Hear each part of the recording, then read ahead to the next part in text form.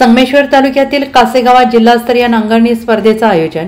शेतीपासून दुरावत चाललेला शेतकरी पुन्हा शेतीकडे वळावा या उद्देशाने कोकणात लावणी कामांना नवा साज येताना दिसत आहे आणि या दृष्टिकोनातून संगमेश्वर तालुक्यातील कासेगावात जिल्हास्तरीय नांगरणी स्पर्धा आयोजित करण्यात आली। यामध्ये गावठी आणि घाटी गटातील 80हून अधिक बैलजोड्या या स्पर्धेत सहभागी झाल्या आणि कमीत कमी वेळात शेतजमीन नांगरणाऱ्या बैलजोडीला विजयी घोषित करण्यात आलं।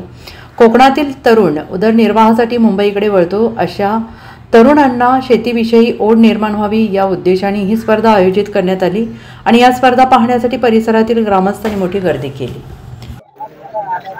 नमस्कार, मी रुपेश गोताळ, गाव कासे एकता उत्कर्ष मंडळ आणि ग्रामस्थांच्या सहकार्याने आपण गेली 4 वर्ष आपण शेतकरी नांगरणी स्पर्धेचं आयोजन करत आहोत आणि या स्पर्धेला उत्स्फूर्त प्रतिसाद मिळाला आहे।